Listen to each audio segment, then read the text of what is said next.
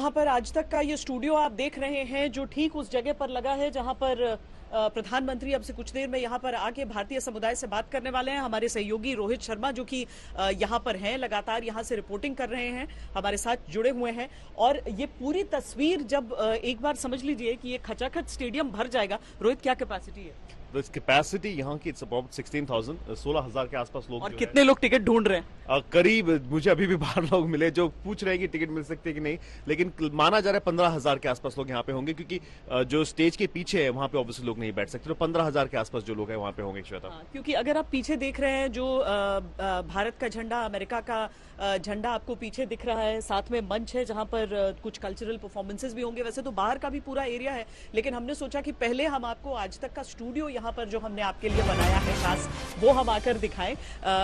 यहाँ पर पूरा जो ऊपर का हिस्सा है, यहाँ पर आमतौर पर अगर कोई गेम हो, मुझे लगता है तो ये वो बॉक्सेस होते हैं, लेकिन वहां से आज तक आपको भारतीय समुदाय की ताकत दिखा रहा है। अब देखिए, भारतीय समुदाय की ताकत और भारत की ताकत, भारत की शक्ति कैसे बढ़ रही है। क्वाड में हमने देखा, अब हम कल भी देखेंगे यूनाइटेड नेशंस। बिल्कुल, प्रधानमंत्री मोदी ने जिस तरह के जो मीटिंग्स की, कल जिस तरह के अनाउंसमेंट सामने आए क्वाड को लेके, उनकी बायलैटरल मीटिंग थी जो बाइडेन को लेके, और इस इवेंट के बाद देखिए diaspora is a very important thing for prime minister Modi. 10 साल से हम देख रहे हैं, सबसे पहले मेडिसिन स्क्वायर गार्डन वो यहाँ पे आए थे, so it is very important for the connect with the Indians. उसके बाद ही is gonna go to United Nation summit of future, और उसके बाद और बायलैटरल्स है। तो I think from that perspective it is a very important event, और पूरा का पूरा आप सोचिए सुबह से लेकर शाम तक this is the only thing. तो प्रधानमंत्री मोदी जी के लिए diaspora is very close to his heart.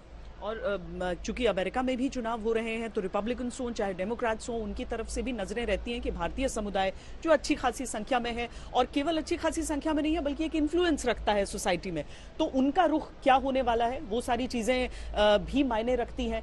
भले ही प्रधानमंत्री की तरफ से एक शब्द, एक वाक्य एक बार कहा गया हो डोनाल्ड ट्रंप को लेकर, लेकिन उसके बाद से उन्होंने ये स्पष्ट कर दिया है कि वो तटस्थ हैं। ऐसा नहीं है कि वो किसी एक पार्टी को यहाँ पर सपोर्ट कर रहे हैं, क्योंकि इंडियंस भी यहाँ पर एक पार्टी को सपोर्ट नहीं कर रहे हैं। बिल्कुल नहीं। और देखिए, ऐसा पोल्स में कहा जा रहा है कि जो भारतीय हैं वो यूजुअली डेमोक्रेट्स को ज्यादा समर्थन देते हैं। इलेक्शन ईयर है, तो ऑब्वियसली प्रधानमंत्री would not want to say anything to sway that vote, लेकिन ऑब्वियसली लोगों की जो अगेन जो हमने पोलिंग देखी है, यूजुअली इंडियन अमेरिकन जो डेमोक्रेट्स को ज्यादा सपोर्ट करते हैं, लेकिन श्वेता इस बार चीजें बदल सकती है, शायद चीजें बदल सकती हैं। जी बिल्कुल। तो एक्चुअली जब आप लोगों से बातचीत करते हैं तो आप ये समझते भी हैं, वो रुख समझ में आता है कि शायद जो भारतीय हैं वो अपनी ये भी कहते हुए मैंने सुना है कि मैं प्रधानमंत्री को सपोर्ट करता हूं या करती हूं, लेकिन उनका जो पॉलिटिकल प्रेफरेंस था वो हमारा नहीं है। तो इस तरह की चीजें बोली जाती हैं। तो यहाँ से एक बहुत ही दिलचस्प एक समारोह होने वाला है इस हिसाब से